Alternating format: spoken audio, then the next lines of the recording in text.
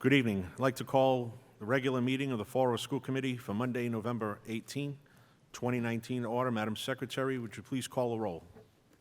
Mr. Agia? Here. Mr. Coogan? Here. Mr. Costa? Here. Mr. Hudson? Here. Mr. Corey? Here. Mr. Martin? Here. Mayor Ferrer? Would everyone... I apologize. I'd also like to recognize in the audience this evening Mr. Paul Hott, School Committee-elect, and Michelle Larrabee, School Committee-elect. Welcome. Will you all please now join us in a salute to our flag?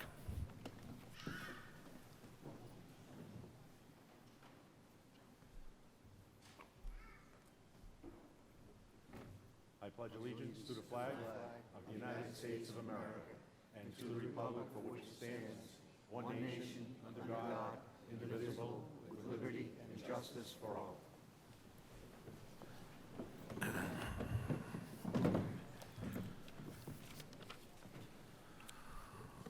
Pursuant to Mass General Law, Chapter 30A, Section 20E, pursuant to the Open Meeting Law, any person may make an audio or video recording of this public meeting or may transmit the meeting through any medium. Attendees are therefore advised that such recordings or transmissions are being made whether perceived or unperceived by those present and are deemed acknowledged and permissible. Next agenda item is citizens' input.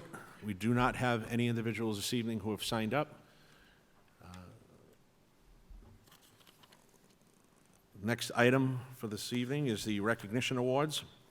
Let me first start out by saying what a great sight it is to look out and see so many young students and families here in support of them.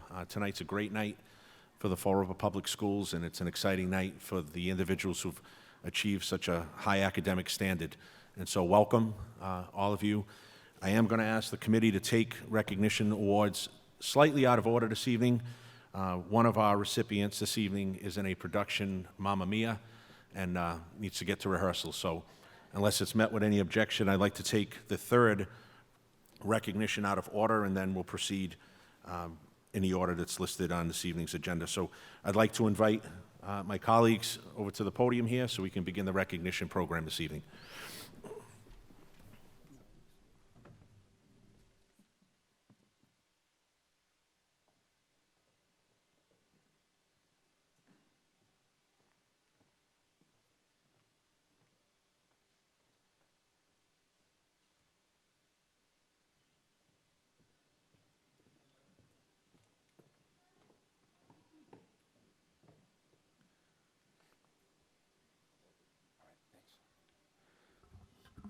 Good evening. The first student we'd like to recognize tonight is a Durfee junior, Megan Prue, for her outstanding job at the National Skills Competition. She ended up getting the gold medal in, they're looking at me, what is it? Did I say something wrong? Senior now, I'm sorry. You were a junior when you got the award? No? Senior, okay. Durfee senior, Megan Prue, did an excellent job. She competed in the Skills USA competition on a national level and was given the gold medal for her demonstration on how to use an EpiPen. Megan, please come on down.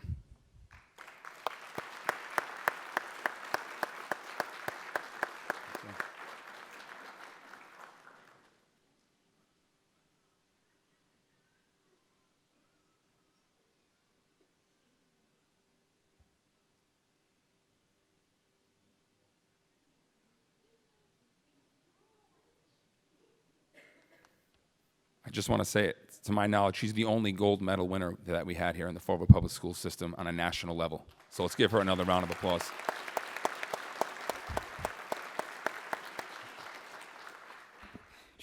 She's actually the only gold medal winner ever at Durfee High School. This is a great honor.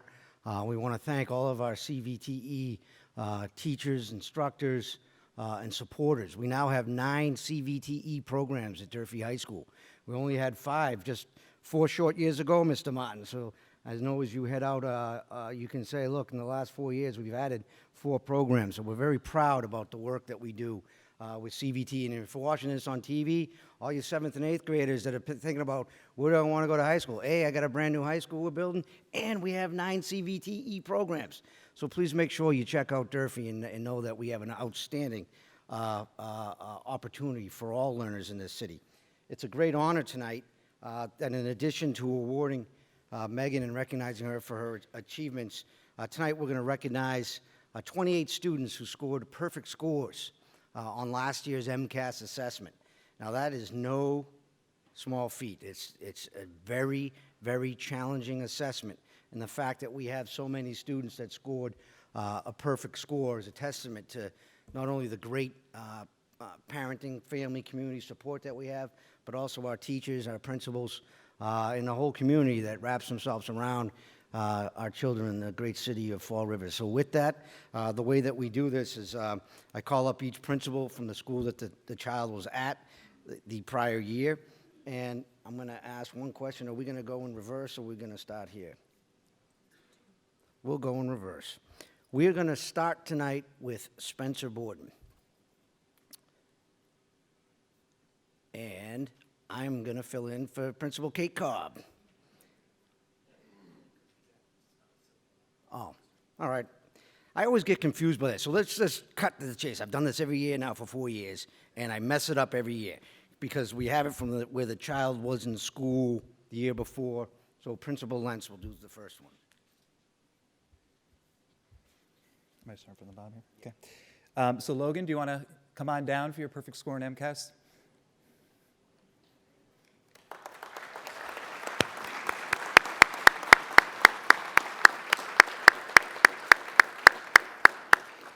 So Logan has a perfect score in grade 3 ELA.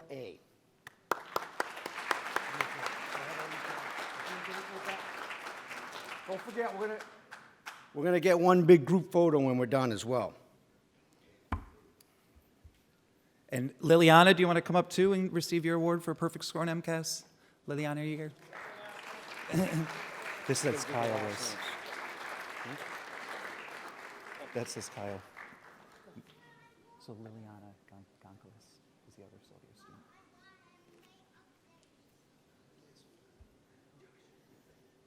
Right here. Goncolas. Give me 1 second. She was last year, yeah.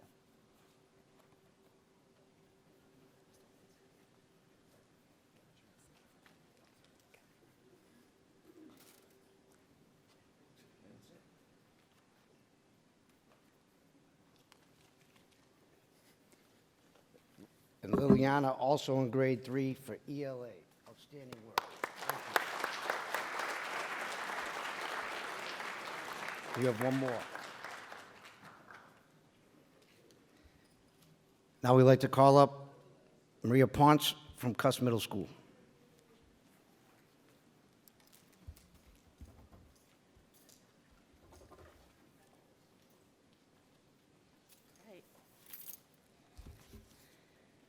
I just want to say we're very proud of our 15 scholars who are receiving awards tonight. So, from Cuss Middle School, Ariana Chase for ELA. And I will say Ariana is in our own production of Lizzie Borden, so she said she needed to be at Tech Night tonight, so I'll bring it to her. Janessa Maitosa, 6th grade ELA.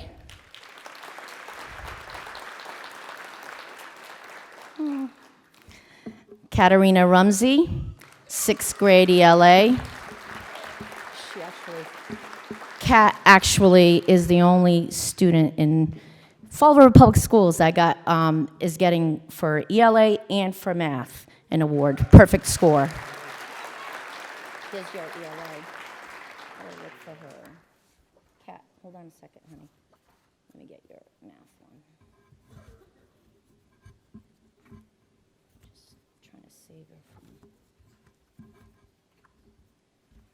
There we go. There you go, honey. 2. Good girl. Abigail Saunders, 6th grade ELA. You're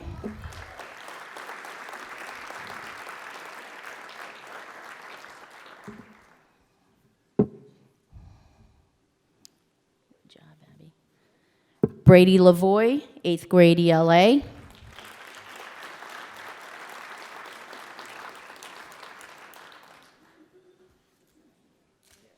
You're going to take him?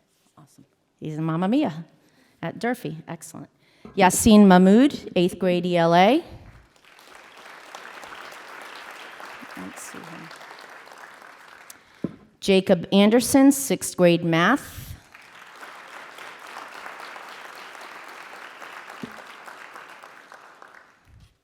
Good job, Jacob. Jaira Bernardo, 6th grade math.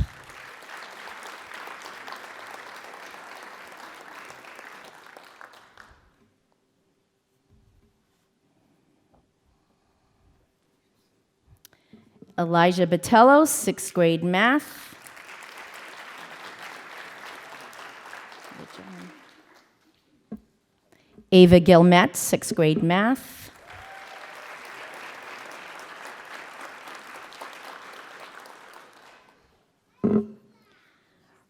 Ricky Long, 6th grade math. Look at that, dress for success.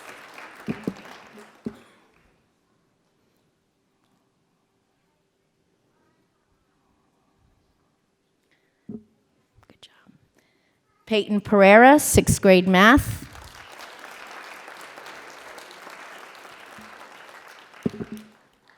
Olivia Rumsey, 6th grade math.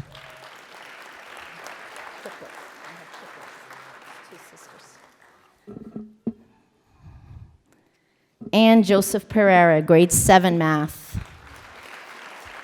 Congratulations to all of our Cougars.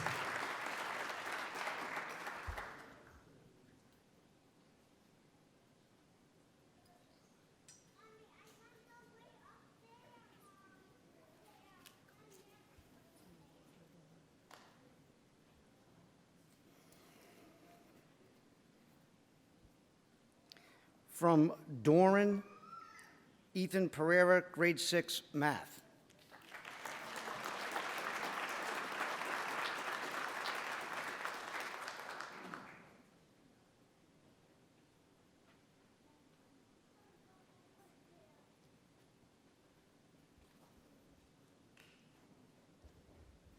Now I'd like to call down Mr. Audette from Tansy.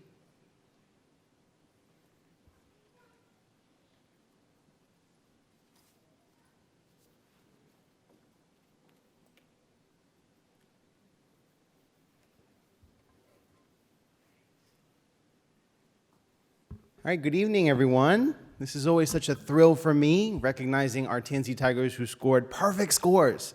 Awesome. I know all of our students work extremely hard on MCAS, so it's nice for our perfect scores to receive this recognition. And as many of you know, we're a small school, but to be a small school to get 4, we had 4 Tansy Tigers who scored perfect scores, which is awesome. So I want to call up, first of all, one of them was Liliana from Sylvia. So she's once a Tansy Tiger, always a Tansy Tiger, Liliana, just saying. That's right. My nephew, he's not really my nephew, but we share the same last name, Logan Audette. Are you here, Logan? Yeah, there he is. It's a running joke.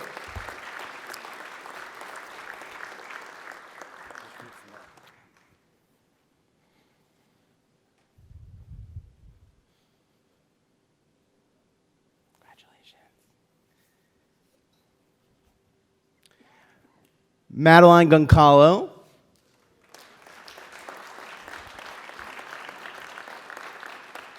These are ELA, too. ELA 4th grade Madeline.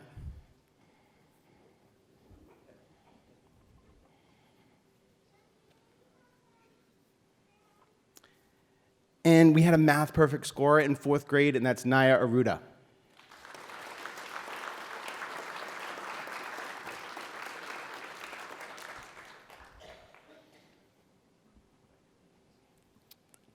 All right, congratulations, Tansy Tigers. Keep up the great work. And the final award winners tonight, we call up Mr. Damaris from our flagship, BMC Durfee High School.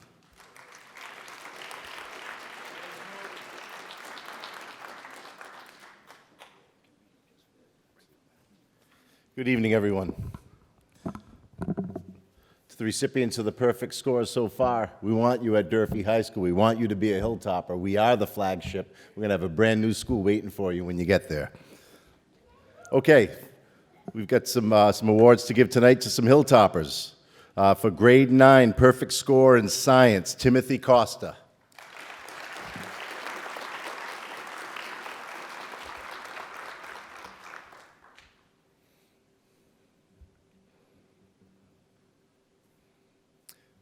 Grade 10, perfect score in the ELA MCAS, Caitlin Agia. All right, Katie. Another perfect score on the ELA MCAS for the grade 10, Nathan Anktel.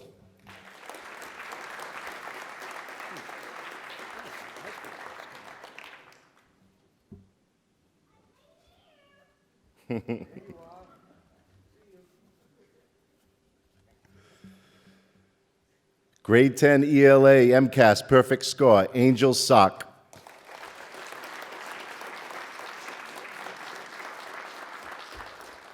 With the Harry Potter glasses, I like those. Yeah. Perfect score on the grade 10 math MCAS, Joshua Comstock.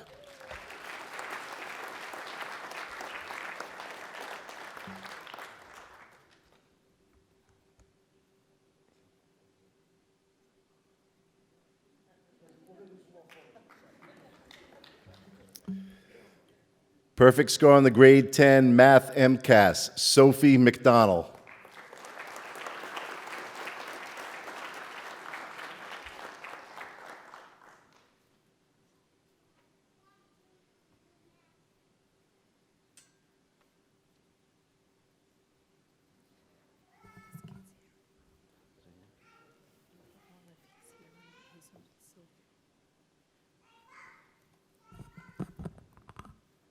We forgot one name, and that is Kyle Rose.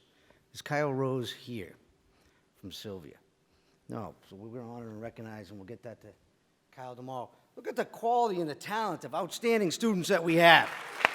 Let's get a big group photo.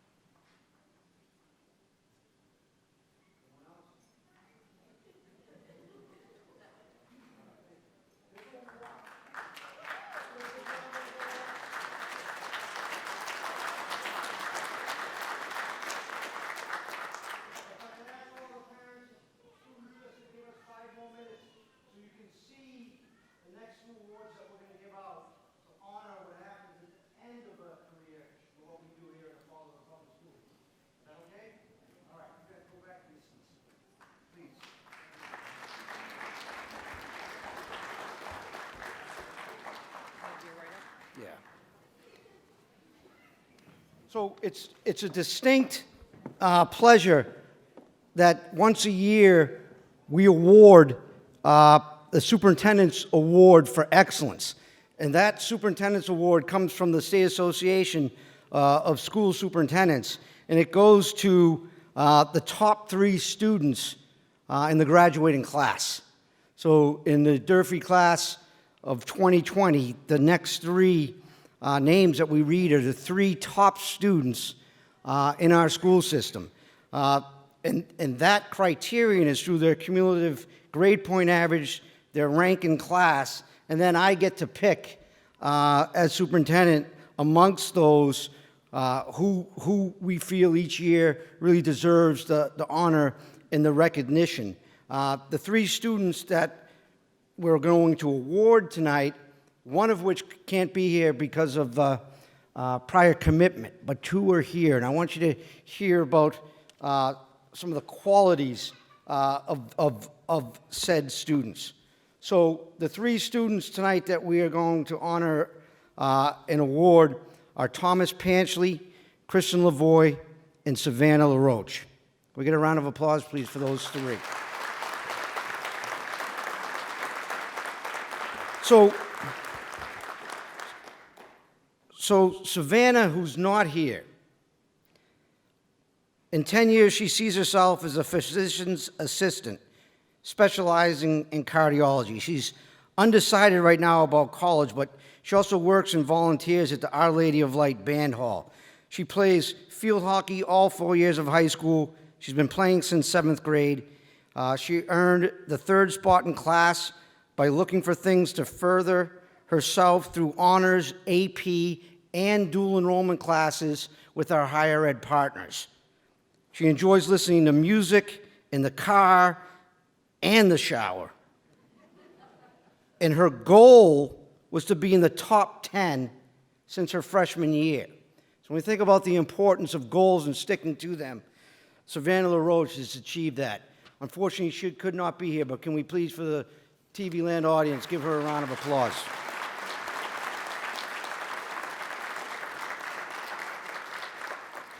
Now we're going to honor Kristen Lavoie, who is here. I just met Kristen's parents, and they're very proud of her, as we all are, for the great work. And it's wonderful when you get to recognize your own kids. So parents, you guys did a great job raising such a fine young person to represent us in the city of Fall River.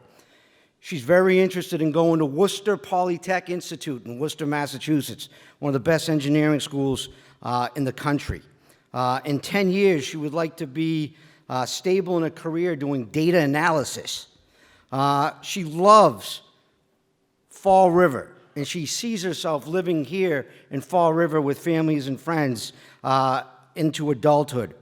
When she thinks about Durfee High School, she thinks of one word: pride. Pride to be the best, pride to have honor and tradition, pride in the friends and family and traditions that we have at Durfee. She also has had a goal to be in the top 10 of her class. She's had that goal, she says, forever. She's happy, she's positive, she's a hard worker, and she lists her weaknesses as impatient. But for many of us, impatience is also a strength because we want to be urgent. She enjoys all kinds of music, and she loves track. It's her favorite thing, and she has participated in track since freshman year through cross-country, spring track, and she says she may even try to do some cheerleading this year. And with that, can we present Miss Lavoie?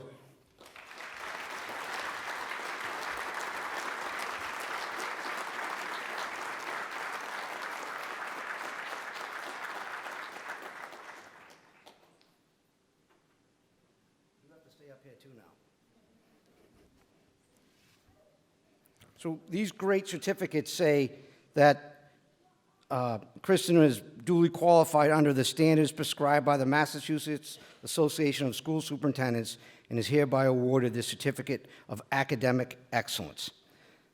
The next person that we'll honor tonight is Thomas Panchley. Thomas is a wonderful young man who's looking at his top school of Vanderbilt, which is in Tennessee, if you did not know that. So he wants to go far away from home, go down south and go to school. He's very interested in computer programming. In 10 years, he sees himself living somewhere outside of the Boston area working as a computer programmer. He loves golf and tennis. He's been playing golf and tennis since 7th grade and playing for the high school since he was a 9th grader. He loves rock music, classic rock specifically. It says here that he would sing on blind auditions on The Voice. My Heart Will Go by Celine Dion. Is that true? That's awesome. I don't even know that song, but I'm I want you to sing it to me. He also works with the Fall River Country Club, and he's accompanied through a summer internship through Bay Coast Bank, where he's worked on a research project on how to get Generation Z more involved in banking. His biggest strength is his work ethic. His weakness, he says, is confidence, but that can also be his strength as well. He enjoys and is most confident about taking tests. His favorite subject is math. And interestingly enough, when he was asked what's one word that represents Durfee High School, he also said pride. So with that, let's honor and recognize Mr. Thomas Panchley for his outstanding work.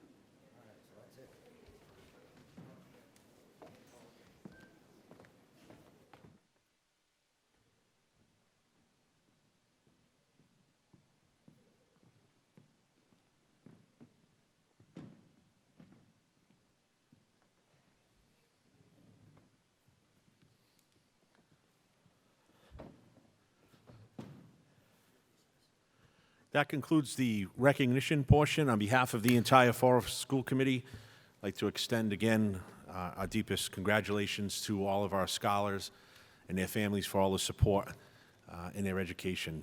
Thank you. Feel free to stay and join us, or if you'd like to at this time, exit. I will take a couple of minute recess and we'll resume the order of business.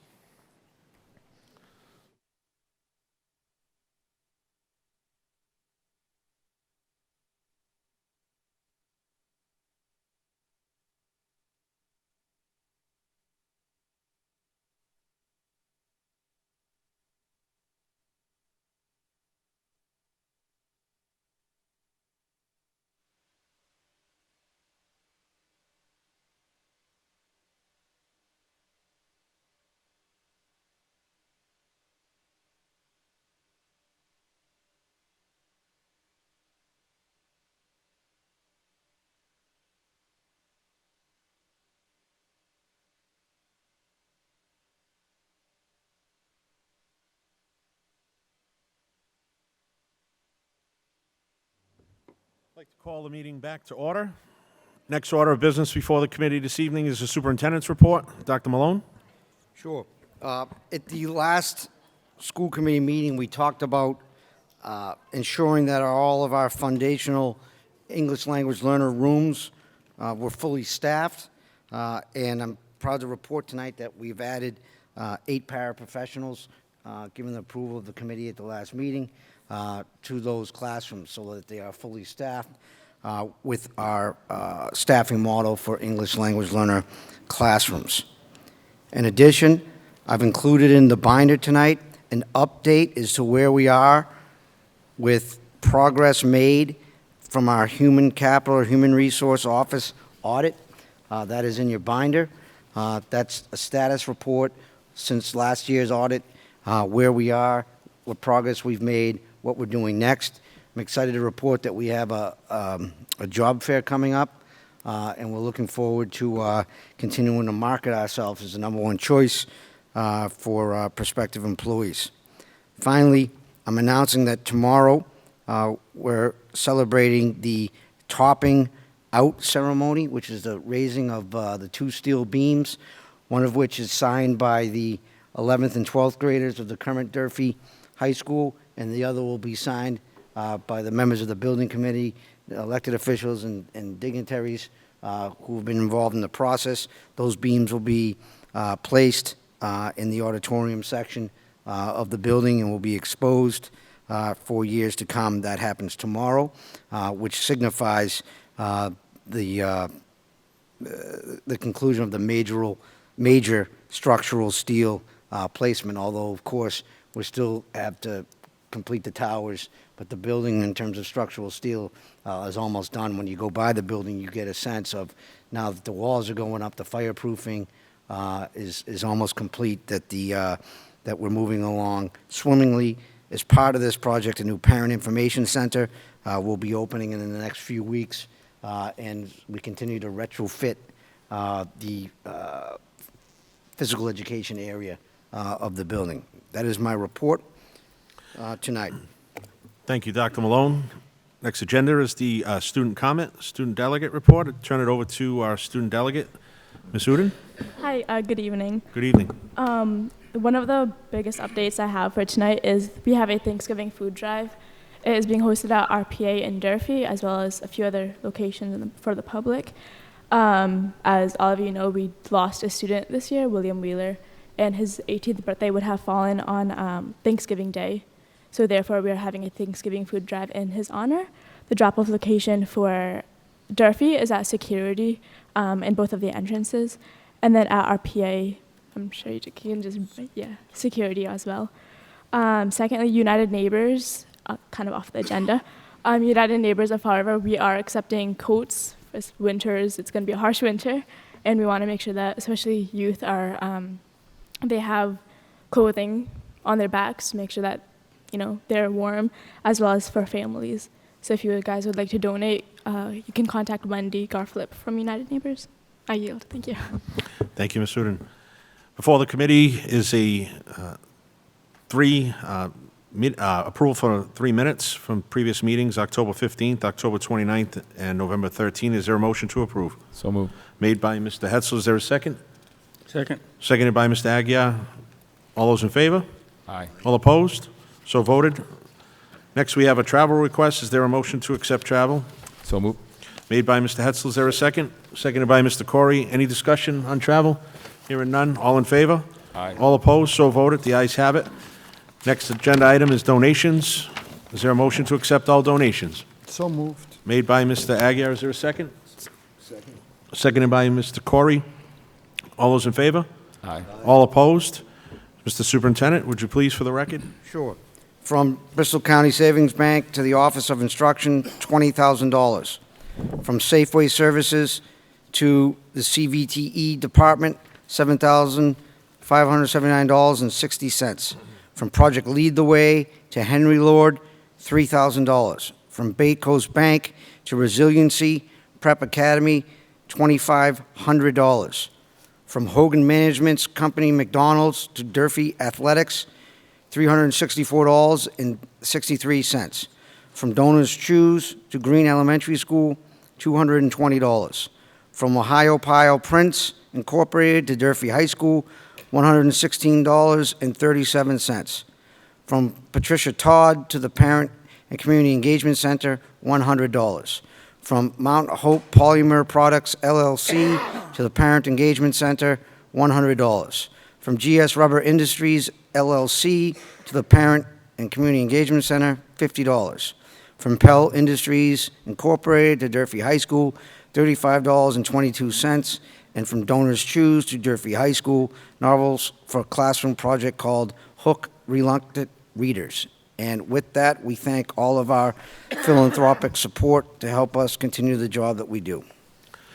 Thank you, Dr. Malone, and thank you to our donors for your continued generosity.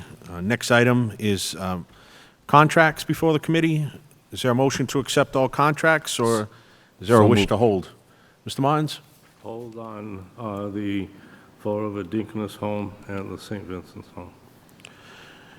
Mr. Martins would like to hold on the contracts for Fall River Deaconess Home and St. Vincent's Home. Is there a motion to approve all other contracts as listed this evening? So moved. Made by Mr. Hetzel. Is there a second? Seconded by Mr. Aguirre. Discussion on those contracts. Hearing none. Roll call on those, please. Mr. Agia? Yes. Mr. Coogan? Yes. Mr. Costa? Yes. Mr. Hetzel? Yes. Mr. Corey? Yes. Mr. Martin? Yes. Mayor Perez? Is there a motion to approve the Fall River Deaconess Home and St. Vincent's Home? So moved. Made by Mr. Hetzler, seconded by Mr. Coogan. Discussion, Mr. Martins.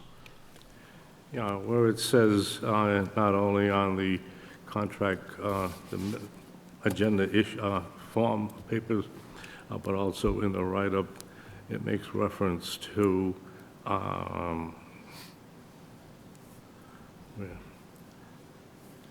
it makes reference to the of delinquent sites, but it doesn't state what sites. I would like to know what sites are delinquent, and what does that really mean? Sure. Ms. Ryan, would you please provide Mr. Martins with an explanation? Yeah, the term Thank you. neglected and delinquent is the terminology used by the state, and it refers to both Fall River Deaconess and to St. Vincent's. Wait a minute. Are they determined as delinquent sites? It's the terminology for the population they serve, the students that they're serving. So that's, then the word delinquent doesn't apply to the site. It applies to the students that are being helped at those sites. Is that correct? Correct. Right. Thank you very much. I yield. Any other questions, Mr. Martins? No. No. Any other questions? Roll call. Mr. Agia? Yes. Mr. Coogan? Yes. Mr. Costa? Yes. Mr. Hetzler? Yes. Mr. Corey? Yes. Mr. Martins? Yes. Mayor Corral? Next, we have the approval of the grants as listed. Is there a motion to approve? So moved. Made by Mr. Hetzler. Is there a second by Mr. Corey? Discussion on the grants. Hearing none. Roll call. Mr. Agia? Yes. Mr. Coogan? Yes. Mr. Costa? Yes. Mr. Hetzler? Yes. Mr. Corey? Yes. Mr. Martins? Yes.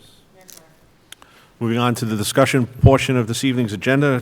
Discussion item number 1 is the discussion and a vote to approve a request to move forward with the application for the Verizon Innovation as presented by Assistant Superintendent, Chief Academic Officer, Julia Carlson. In her absence, I'm presenting this. Turn it over to Dr. Malone for purposes of explanation and discussion. I'm requesting of the committee approval for us to move forward in a process with Verizon where they're going to, if we are awarded the grant, which we're not awarded the grant, but if we were awarded the grant, we would be going to a model where we're doing one-to-one technology across a whole bunch of schools and sites. As we think about long-term strategy in the Fall River Public Schools, this grant request ties into exactly what I am looking to do moving forward, which is to make sure that each of the sites, as we continue to put technology into place, that we have technology integration specialists at each of those middle-level schools. So right now, we're about half covered. In next year's budget, I'm bringing forward a request to add probably 2 more positions to make them full-time across each of the middle schools. So the only caveat to this grant, and this grant is worth a lot of money, is that we would continue to make sure that we have full-time technology integration if they invest in our middle school. So Verizon's come down, they've looked at where we are, they've met with our principals and our teachers, and I can't tell you how blown away they have been with the quality of people that we have. I got nothing but accolades about how great our principals are, our instructional leads, and our coaches. So I'm encouraged so far by Verizon really thinking that Fall Rivers should be awarded for the work. This is a national grant. They're out of D.C., and it would cover, again, the implementation of a cohort that they award nationally each year for digital promise to ensure that we are looking at one-to-one devices across our schools. And it's a 4-year grant, and it's, I believe it's upwards of $10 million. Is that correct? 1.7 each school. Yeah. So what I'm asking for tonight is permission to continue the process. I wanted to bring it to the committee's attention so you are informed and aware, and I'm asking your blessings with the caveat being that if we do get this grant, I got to have the full-time positions, and I'm about halfway there now, so it would probably cost me 2 more positions. So is there a motion to approve, and then we'll have discussion once we have the matter on the table? So moved. Made by Mr. Hetzel. Is there a second? Seconded by Mr. Corey. Discussion. Mr. Corey. Yeah, so can you just define one-to-one, Dr. Malone? Sure, so, one-to-one, I have the principals. Maria, would you like to, she'll do a better job than I can on this. Could ask but it's- Principal Ponce. Yeah, Come well, to that's the Maria to microphone, please. answer. She'll do a better job than I will. When we met with them, they said that each school could either have laptop, a Chromebook or an iPad per student, and every adult in the building also gets, every teacher and administrator also gets a new Chromebook. They teach everybody how to work it, but they also maintain the systems as well? Right, so the infrastructure, we maintain, so that's our servers and all of those things. But what the point and the intent is, we think about ELT, and, Cuss is an ELT school, but ELT is, the point of the technology is that we connect people to learning for longer periods of time, vacations, summer breaks, and those things, and that the use of the one-to-one devices, that the kids will be doing all their work on their devices, their textbooks will be on the devices, everything's on the devices. Of course, there would be some issues with loss or those, but we deal with those things now. We have a couple pilots of one-to-one happening right now at Fonseca and I believe Tansy, and those so far have been very successful. So this would help us roll out that model much more holistically. Now, we also know that one of the real issues in communities who have high rates of poverty is that the real achievement gaps are access gaps. And that the feeling is, and why folks want to invest in a place like Fall River, is that by having the one-to-one devices on our services, that we'll be actually providing access to students and families. Is he okay? This committee will stand in recess.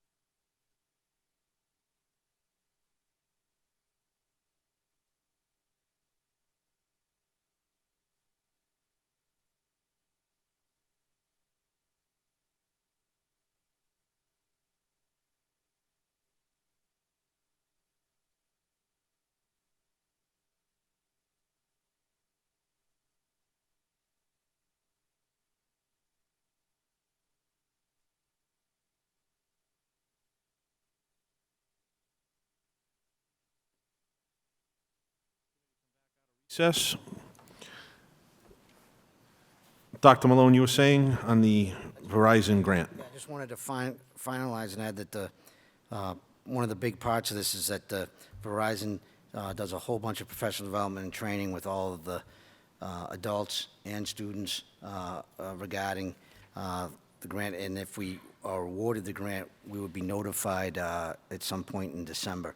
And again, they're very impressed with us so far, and we're very honored to be considered. Any further discussion on the motion? Mr. Agia? Yeah, it just seems like a good opportunity, but it also comes with some, you have to replace, not only the staff, you got to replace these within 4 weeks, you got to fix the broken devices, manage the devices, so I would just ask that we take a look at our entire departments, because separate from this, we've added thousands of Chromebooks and the like, so as we have additional funds and looking at either new positions, combined positions, or something, I think we need to upgrade our support folks in this category as well. So I would just ask that you take a peek at that and come back to us with some recommendations for being able to sustain all of the devices that we currently have. And I do think it's a good opportunity, but it will cost some money and some resources. I think it's well worth it, so I'll be supporting it. I yield. Thank you, Mr. Agia. I would just say, Mr. Superintendent, have we done an analysis on the cost to replace devices as they become damaged, lost, or stolen? I mean, do we know how many students would benefit from this? What percent on average Verizon would ask a district to sort of budget for replacement, so that we have a ballpark financially as to what our piece will be? I mean, I think it's great. It's a $1.7 million per school. You know, it's obviously, this is the 7th cohort. About 100 districts will be selected. So it is a competitive grant, and it certainly can provide a lot of technology and access for all of our students. But I do have some concerns in terms of how many students we're looking at. Again, has Verizon given us any guidance as to what percentage we should budget for lost, damaged, stolen devices? The other question I would have, more for the IT folks, I guess, would be in terms of, do we have sufficient bandwidth for all of these devices, which I'm assuming will all be wirelessly connected? And so, you know, can we sustain the number of devices in our school building? Is that going to slow down operations? I'm seeing Mr. Cabral shake his head and give me the thumbs up, so I'm assuming we have sufficient bandwidth for the devices. But do you have that information, or I don't have or the someone have that information on the information for the committee? specifics of the, what we would have to budget for the lost devices, but Mr. Aguirre's point to, you know, we're planning to bring forward to the committee at some point this winter a technology update, given all the purchases we've done and where we're going. They met with our tech team and were totally impressed with everyone. So I know in terms of the technicality of the preconditions, we were able to answer their questions. And what we would likely do is, which we do now, as devices get older and obsolete, we have a continuous replacement. We've been able to get good deals with providers on devices. This one, of course, there would be some cost for lost, damage, or stolen, but I don't see that as a barrier. We'll put together a more formal budget if awarded, or between now and then, to have more data points. And again, if the committee at that time doesn't feel that they want, they can always say, no, we won't accept after, you know, we proceeding to the next round. So I guess my question is, a couple additional questions. So when is it that we need to give Verizon final acknowledgement that we're willing to move forward in this process? Is there a deadline for that? I see the award date is December 2nd. Yeah. But is there a particular date in which the district has to signal to Verizon that we're interested in being a part of this consideration? Yeah. Now. Now. Yeah. So before we get information regarding how much it would cost if devices were damaged or stolen or lost? Yeah. Because and I don't want to speak for you, Dr. Malone, but I thought I heard you say we could then, the committee at a later date with the additional information, could then say to Verizon, hey, is that an option for us if we get awarded? Is that something that the district, if they felt couldn't sustain it The committee can financially? always say, we're not going to accept your award. It's just that I wanted to bring the committee, I didn't want to Certainly. bring any surprises forward. No. The last question I have is the length of this particular grant, you know, is this something we're going to have to sustain for 3 years, 5 years? Is there a set period with Verizon that we're going to have to, if the devices are damaged or if they are lost or need to be upgraded, is this going to be for a set amount of time, or It's my understanding that's a 4-year window, 4 years? cohort. So at the end of 4 years, if the district wants to move in a different direction, we certainly can do that without jeopardizing any prior award we were given They cut off the data plan at that point. after 4 years. Yeah. In terms of the devices at that point, do they then become ours? Do they become the district's? It's my understanding that they were ours. We're accepting them as our devices. Okay. Okay. Thank you. Mr. Hetzler? Yeah, one comment, and I'm not sure if it was talked about while I was gone, so I apologize if it was. I understand the instructional technology coaches that'll be required. I think with the additional Chromebooks that we've been buying throughout the district anyway, that these positions would eventually need to be filled. in the district, so I'm in support of this, and I have the same concerns everyone else has about, what are the costs going to be, but I think it's moving in the right direction. I see the future is one-on-one for everybody throughout the district, so I support it. Thank you. Any further discussion? Sure, Mr. Question Corey? Question comes to my mind. With the assumption that we're going to take on a lot of high-tech devices, is there any thought to the recycling process on that, like as a revenue machine for us? We currently, correct me if I'm wrong, but I know Frank's not here, but we currently sell old obsolete devices to other agencies. It's kind of Yeah. and they replace it. Yeah, I'll bring Scott up. If I could ask Mr. Cabral, if you have some information, it would be helpful to the committee if you could come to the podium. Since we've been purchasing the Dell devices, Dell has a program that they give us certain amounts per devices. We can sell back any used technology to them.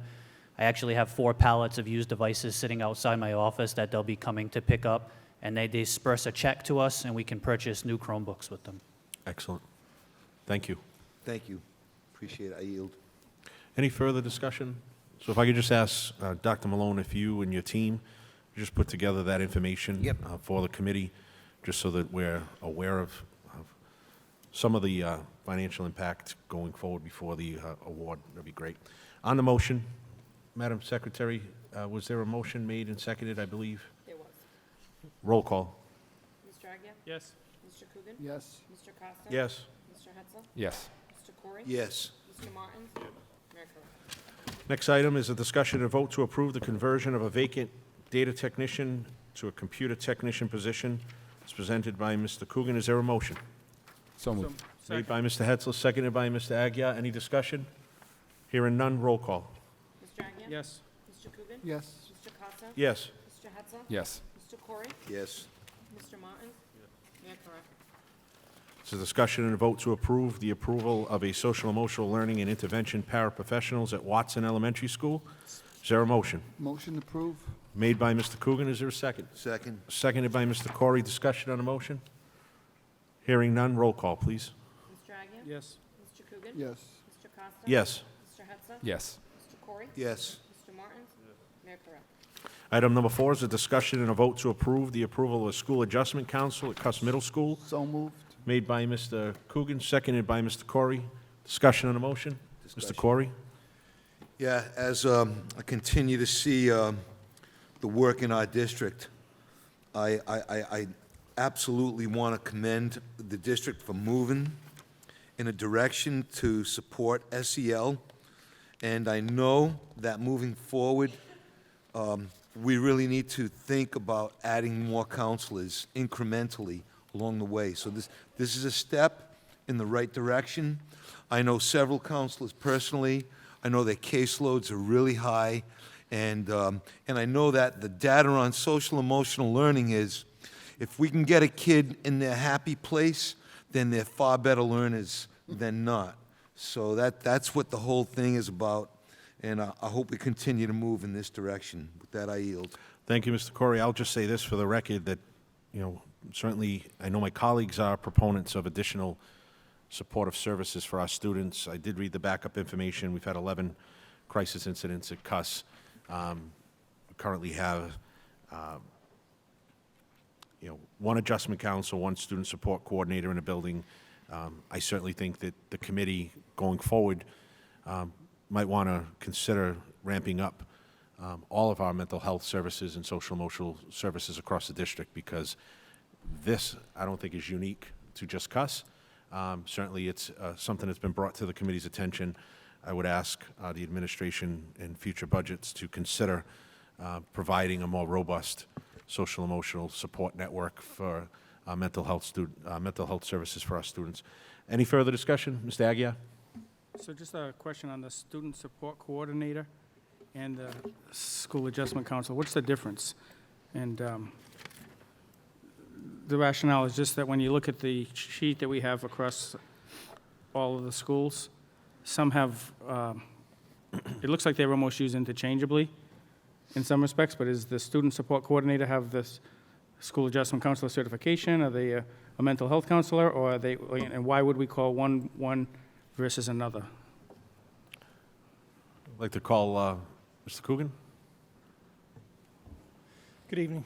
Good evening. Traditionally or typically, the student support coordinator works as a liaison, coordinating outside services and other, so it's more of a triage position where the SAC is more directly involved with counseling students and providing the service directly, where the student support coordinator can do some of the duties of a SAC, but traditionally is involved more in coordinating services either to the home or to the student. So it's a little bit more of a liaison, if you will. How much do they get paid? Same? Similar, yeah. They're on the same spot on the scale. Student support coordinator is a little higher. I think they're a 1B. I mean, just by the definition that you just gave, it seems like the pay should be the other way around. It seems like the person who's actually doing the work, a school adjustment counselor, is more qualified in some respects than the support coordinator, but you're saying the support coordinator gets more. Is that a grant issue? What's the No, rationale? it's a contractual issue, but the student support coordinator actually is doing both jobs as opposed to just the one job. But their focus is more on lining up the services, coordinating the services. And they're licensed as a school adjustment counselor? That's correct. So, I mean, I'm in favor of it because we need it, and I agree. But I always keep looking at this chart that we had the superintendent make across all the schools. So you have 750 students, and you have 2 counselors. It was 1 and 1 makes 2. So now if we had 2 of the school adjustment counselor and 1 of the student support coordinator, now that means you have 3 of those type of folks. So when we were looking at equality, we say that everybody should have, let's say, 2. Now this particular school is going to have 3, so it might,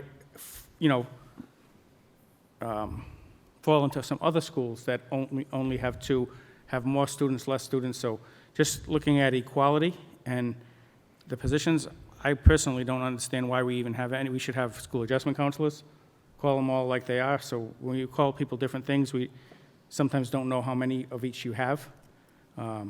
So I'm going to support it for sure, but we do need to update the list so we can be sure that we are having similar type of supports across all schools. Just a comment, but I'm in favor of it, and maybe you can get us some information on, further information on why there is such a different position.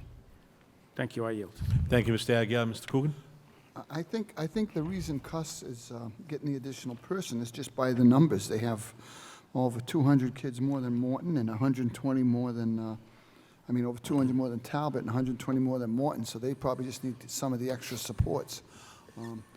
It's by population. I mean, maybe sometime we could work on a formula for all that stuff, but I think Maria just needs the extra help because she's got a bigger caseload.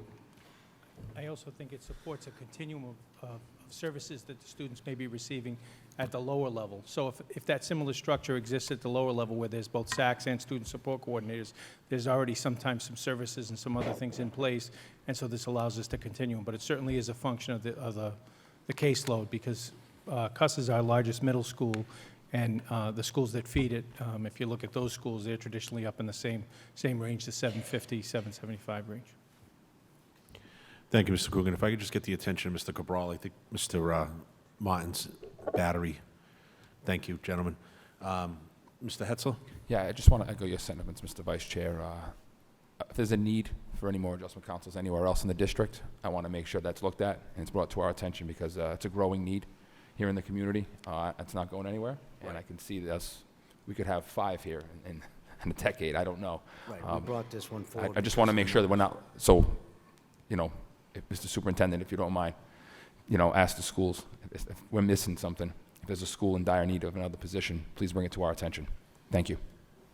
Thank you, Ms. Hetzel. I think based on the number of incidents of crisis and students being evaluated, I think is what sort of brought this to the forefront. But you do make a great point, and I think we should be looking at this across the district and number of referrals and SEL referrals and addressing those needs going forward.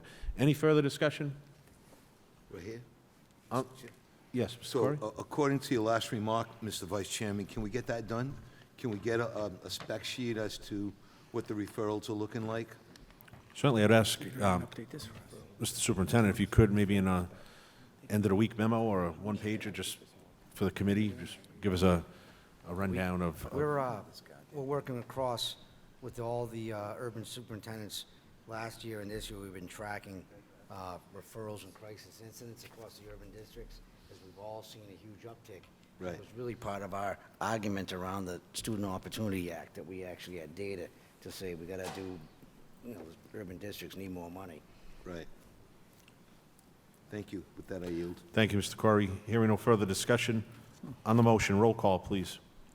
Mr. Agia? Yes. Mr. Coogan? Yes. Mr. Costa? Yes. Mr. Hetzel? Yes. Mr. Corey? Yes. Mr. Martin? Yes. Item number 5 is a discussion and vote to approve the superintendent's evaluation as presented by School Committeeman Joshua Hetzler, who is the chair of the evaluation subcommittee. I'll turn it over this time to Mr. Hetzler. Thank you, Mr. Vice Chair. So the superintendent's evaluation has been completed. Each member of the school committee completed their own evaluation of the superintendent based on the goals we set last year.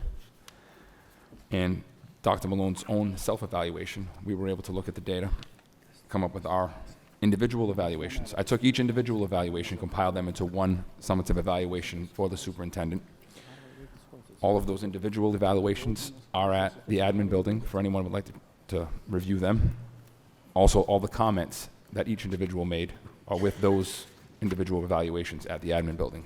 What I've done was compiled all the evaluations into one, and I did not put every comment in here, but I took a comment or a suggestion from each member of the committee to add to a brief summary at the end of this evaluation. So I'm going to go right to that brief summary first, and then I'll tell you how the superintendent fared. So as a whole, the school committee feels Dr. Malone has done a commendable job. Highlights from each member evaluations are included in the summary. Superintendent has been the educational leader in the district for several years and deserves to be acknowledged for his energy, leadership, and focus on the community, students, faculty, and staff. Stand by one. I edited this earlier. I'm not sure I have the edited version. I might have the older one.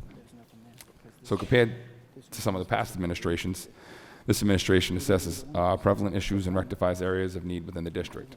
There is great cooperation between the administration, FREA, and the school committee.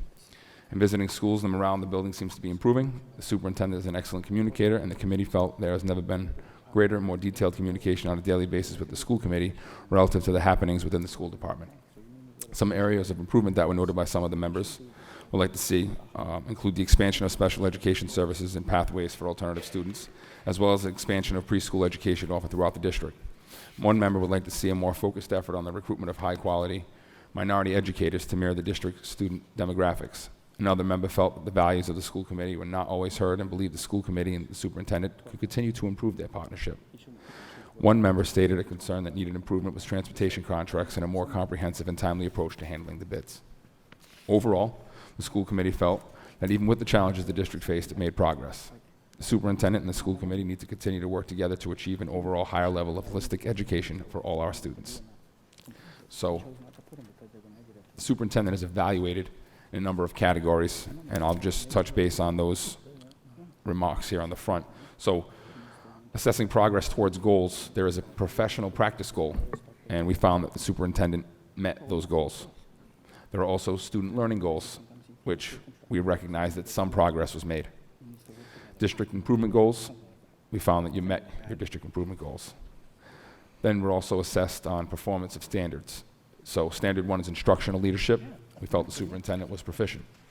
Standard 2, the management and operations, we also felt the superintendent was proficient. Standard 3, family and community engagement, superintendent proficient. And the last standard, standard 4, professional culture, again, we find the superintendent to be proficient. This and all of the individual evaluations are public record and are at the admin building if anyone would like to review them. Thank you. So is there a motion to accept the summative evaluation as compiled by the chair of the evaluation subcommittee? Made by Mr. Coogan, seconded by Mr. Corey. Discussion? Mr. Agia? Just briefly, I think going into the next year, when we do this again, I think we just have to be a little clearer about what to do. I was a little bit confused myself in some of, and it's not a reflection on Mr. Hetzler or the committee, this document is sometimes very difficult to, where do we land on the evaluation of the superintendent? What I struggled with is, and I don't think that the superintendent would disagree, that nobody's happy with the way the scores are. So we're trying our best to do the best we can, and things seem to be in place to make improvements. But then when they don't, the scores aren't where we need to be, how do you balance that with a ranking of, it's sort of like the same as the teacher evaluation, is there's some gray areas and all that. So just as a point of reference in the future, I'd like to have a meeting or some kind of discussion about, make it clearer about what are we gonna weigh the scores versus the other aspects of the standards. And at the end of the day, I was like, the goals and the standards, are they 50-50? Are they 60-40? I honestly don't know. I'm not looking for an answer today, but I do think that that was somewhere where we're all, I think, in agreement that we need to improve student achievement. And how does that fit into the evaluation is my basic question going forward into the next year. So we have plenty of time to discuss it. With that, I yield. Thank you, Mr. Agia. Any further comments? Mr. Martins? While I agree with the summary, I, for one, made quite a few comments as we went along. I have been involved with evaluations for quite some time in there, and I think it behooves upon the superintendent to carefully consider the comments that are made by everyone here. And that hopefully, you know, not only the check marks, I don't particularly care for check marks, but even on teacher evaluations, just check marks, I prefer to have a dialogue, comments, and not a 50-page comment either. But certainly to have some personal, some really thought-out comments that appear on the evaluation, and I highly suggest to the superintendent that he take those comments to heart, because we're all interested in the improvement of students, their education, and their ability to become young, productive adults. Amen. I yield. Thank you, Mr. Martins. Any further discussion? I'll just say this. Congratulations, Dr. Malone. You know, I think hearing what I just heard, certainly I think the committee is giving you accolades in areas where I don't think it goes unnoticed. The level of energy you have, the respect you treat your staff with, the importance you put on high academic standards, all should be praised and recognized. And I think this committee does that. I think many people are honest in their assessment of areas in which we would want as a committee and you to work on going forward. I always say an evaluation shouldn't be a surprise. It should be a conversation that's been had a number of times between the person who's being evaluated and the evaluator. So I'm hoping those conversations are happening.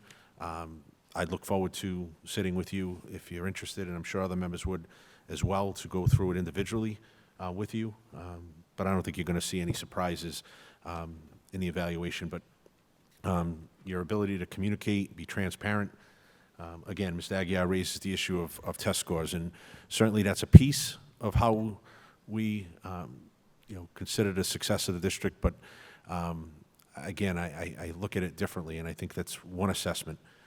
We go through a number of benchmarks here in the district, district benchmarks as well as state assessments, and I think we should look at that in its total package and not just through the lens of what the state accountability system is for our district. So, I think with any good leader, there's always opportunity for growth.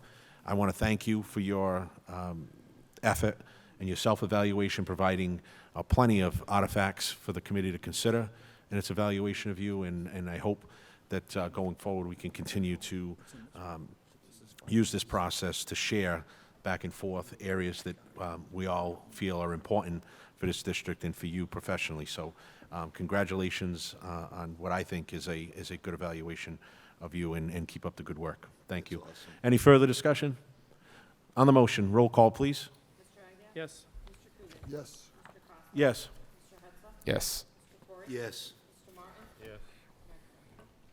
Item number 6 is the discussion and vote to approve with that, I apologize. I want to also thank Mr. Hetzler and the Evaluation Subcommittee for the work they've done, not only on the tool, but the goals, bringing it forward to the committee. And I want to thank the chairman of that subcommittee for his work in compiling. In years past, I had the duty of compiling them, and I want to thank you for that as well, Mr. Hetzler, publicly. Thank you. Okay. Item number 6 is the discussion and vote to approve the FY21 budget calendar as referred by Finance Subcommittee this evening. Is there a motion to approve? Motion to approve? Made by Mr. Coogan, seconded by Mr. Martins. Any discussion? I know some of you may have received it this evening. It just came out of Finance just prior to this, so if members need a moment to look it over, that's fine. Essentially, what it does is put the committee on a path to prepare our FY21 budget, meeting all of the necessary requirements, both in the district as well as what the charter calls for and city government calls for in terms of deadlines, so that we can have a approved budget for FY21. Any discussion? One request? Yes, Just, Mr. Agia. I struggle, as probably you know from some of the meetings, of zero-based budgeting. If we can just get an update on, I know I see it in the thing and the calendar's fine, but I'd like to just get some clarity for myself, if not for the public, for the committee, on what exactly zero-based budgeting is. Superintendent and I have had conversations about this in the past, but any amount of clarity that we can say, so what does that process look like? And when we say we're doing zero-based budgeting, then we'll all feel like we're on the same page. If we could get that at some point, I'd appreciate it. Sure. Thank you. Thank you, Mr. Agia. I will just say this for the public and also for the edification of not only current members, but members-elect who are here in attendance with us this evening. In January, the committee's more likely than not going to transition to a format where we're going to dissolve the Finance Subcommittee. The Subcommittee on Finance will be the entire school committee. So matters of financial importance, which is important to everybody, it's within our purview. It's one of the largest job responsibilities we have as committee members. That'll be done going forward in January collectively as a group, as opposed to a subcommittee with a referral. So, Mr. Agia, you'll have that opportunity then to be a part of conversations with respect to the philosophy and the background and the planning for zero-based budgeting. Any further discussion? Hearing none, gentlemen, if I could have a roll call, please, Madam Secretary. Yes. Yes. Yes. Yes. Yes. Item number 7 was not formally referred from Finance. I will just give members a little bit of information on that. It wasn't ready to come to full committee this evening. There's still some discussions that need to be had with the city with respect to the end-of-year report. There's some differences in the calculations as we have them, as in what the city financial team has. So we're going to have a meeting jointly, hopefully rectify those when we get additional information. We'll refer that back to the full committee. So there's no action needed on item number 7 this evening. Item number 8 is a discussion and vote to approve the financial manager job description as referred by the subcommittee. I would also note that that came along with a motion to set the parameters for the salary range between $70,000 and $80,000. That is not on your job description. That was discussed at subcommittee and referred to the full committee. Is there a motion to approve? So moved. Made by Mr. Coogan. Is there a second? Second. Made by Mr. Hetzler. Any discussion on the motion? Mr. Agia. Could you just repeat again? I didn't catch the range. It was on here. It just says to be negotiated. Right, so that was how it was proposed in subcommittee, and I had asked as the chair of the finance to the administration to set a parameter for a salary range before posting. The recommended salary range from Dr. Malone and his team was between $70,000 and $80,000. Certainly, that was their recommendation. It was sent here for discussion, and here we are. So either to the superintendent or to Mr. Almeida, is that an appropriate range? Like, it seems for the quality of the work and just knowing what people are getting paid in other jobs that may not have need the technical financial expertise that's in here, it seems a little low to me. Thoughts? Well, personally, I think for that position at this time, I think it's a good range at this time. What I will say is if there is any possibility for growth, that it potentially could be discussed you know, once we find a candidate. Because at this point, I don't know what the candidate pool looks like. And, but I think it's a good start. I believe it's a good starting point. Well, what do you think? So what we didn't want was to go forward with a just TB negotiated, given the geographical differences that Metro Boston probably pays 120 grand for that kind of position. The South Coast, we've been paying less. We think that range is a good range to attract a candidate, but also knowing over time that would grow, but for somewhere in an initial salary within that range would make sense for us. Yeah, I mean, to me, it's, you'd want to have a range that you'd recruit somebody that might be making a little more, that's in a different position.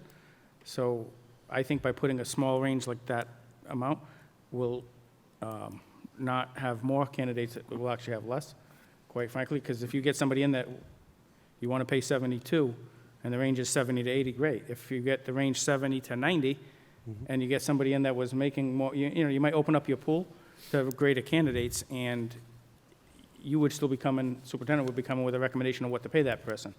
But I think in these positions, we want to get the best we can get to support you, to support the district, so I'll let my other colleagues weigh in if they'd like, but I certainly would vote to increase the amount of, to try and get better candidates.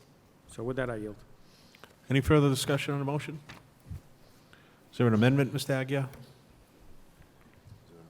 Would you like to make an amendment, or?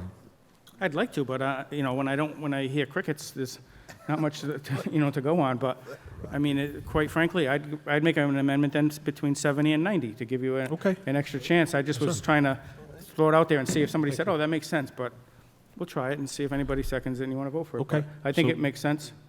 Mr. Agia makes an amendment to the motion that's on the table to increase it from 70 to 90,000. Is there a second on that motion? Seconded and amended and seconded by Mr. Corey. Any discussion on the amended motion? Hearing none, roll call on the amended motion. Mr. Agia? Yes. Mr. Coogan? Yes. Mr. Costa? Yes. Mr. Hudson? Yes. Mr. Corey? Yes. Mr. Martin? No. Mayor Gurley? Thank you, Mr. Agia. And again, to the superintendent, Mr. Almeida, it's a range. We ask you to work within that range based on the talent pool, number of candidates, qualifications, et cetera. So, thank you. Next item is number 9. It's vote to approve the first quarter budget transfers presented by Mr. Almeida. Is there a motion to approve? So moved. Made by Mr. Hetzel. Is there a second? Seconded by Mr. Corey. Any discussion? Hearing none. Mr. Chairman, one question. Yes. Are these on the, Number 9, yep, the first quarter budget transfers. yeah, I think that's what it's behind the other sheet. The, Discussion? yeah, Mr. discussion Agia. on the decrease in high school special ed, is that 100,000? Is that, am I reading that right? Mr. Almeida? Sorry. Yeah, yes. What was the, not being privy to, like, why are they, I think we need more? We currently have some positions that are open in the high school sped teachers. So they're eliminating the position? No, we're just reducing the budget because at this time we have open positions. I see. So it's the breakage, whatever you want to call Correct. it. But we're not lowering the number of folks in the, No. Our FTEs are what they are. yeah, just as I looked, that was one of the more large amounts, so that's all I was concerned about. With that, I yield.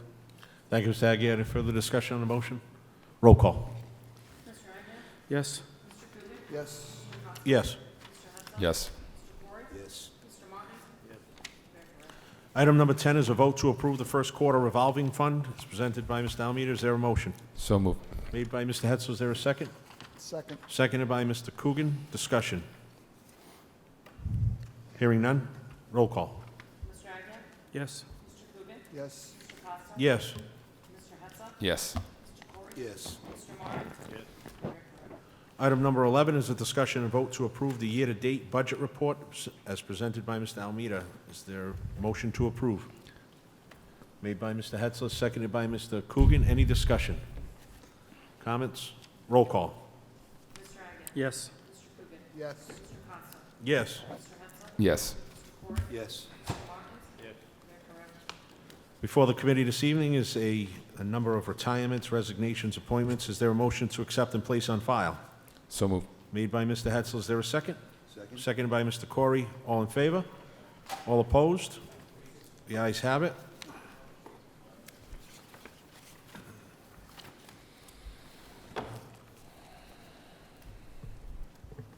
Is there a need for executive session this evening, Attorney Assad? Yes, there would be. Could you Mr. please Chair. state for the record and for the committee's edification the purposes of executive session this evening? From Mass General Laws, Chapter 38, Section 21A7, to review and approve executive session committee minutes for October 15, 2019, regular meeting of the Fall River School Committee. Second, Mass General Laws, Chapter 38, Section 21A7, to review and approve executive session committee minutes for the October 29, 2019 special meeting of the Fall River School Committee.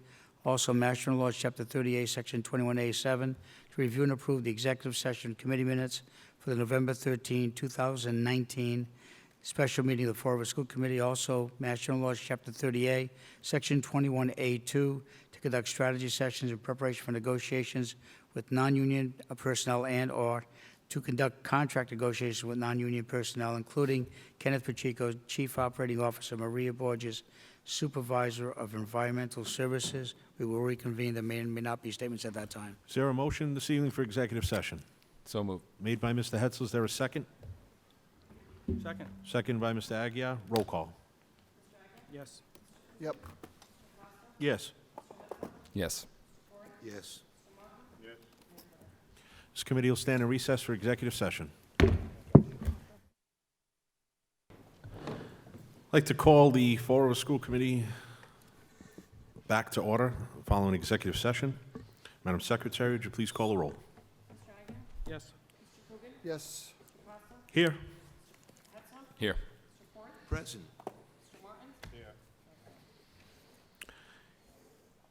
Is there any motions to be made as a result of executive session this evening? Motion to approve the executive session minutes for the October 15, 2019 regular meeting of the Fall River School Committee. It's been a motion made by Mr. Hetzer to approve the executive session minutes for October 15th. Second. Seconded by Mr. Aguirre. Roll call. Yes. Yes. Yes. Yes. Yes. Make a motion to approve the executive session minutes for the October 29th special meeting of the Fall River School Committee. For October 29th, 2019, motion's been made. Is there a second? Second by Mr. Coogan. Roll call. Yes. Yes. Yes. Yes. Yes. Motion to approve the executive session minutes for November 13, 2019 special meeting of the Fall River School Committee. Motion's been made. Is there a second? Second. Seconded by Mr. Coogan. Roll call. Yes. Yes. Yes. Yes. Yep. Motion to approve the contract as negotiated between Maria Borges, Supervisor of Environmental Services, and the Fall River School Committee. Motion's been made. Is there a second? Second. Seconded by Mr. Aguirre. Roll call. Yes. Yes. Yes. Yes. Yes. Motion to approve the contract as negotiated between Kenneth Pacheco, Chief Operating Officer, and the Fall River School Committee. Second. It's motion made by Mr. Hetzer, seconded by Mr. Aguirre. Roll call. Yes. Yes. Yes. Yes. Yes. Before I'll entertain a motion to adjourn, is there any new business, any topics for discussion that could not reasonably be anticipated by the chair 48 hours prior to this evening's meeting? Mr. Chair? Hearing none. Oh, Real Mr. quick, Hetzel. I just wanted to recognize our School Committee Secretary, Deborah Cabral, for helping me with the evaluations. Thank you very much, Deborah. That's awesome. Thank you, Mr. Hetzler, for that, and thank you, Ms. Cabral, for your assistance. But Mr. Hetzler, that is a daunting task, as I mentioned earlier, and we appreciate your support and all that you do for us. Thank you. Any further new business? Hearing none, is there a motion to adjourn? Yes. Made by Mr. Corey, is there a second? Second. By Mr. Hetzler. Roll call. Yes. Yes. Yes. Yes. Yep. This meeting will stand adjourned.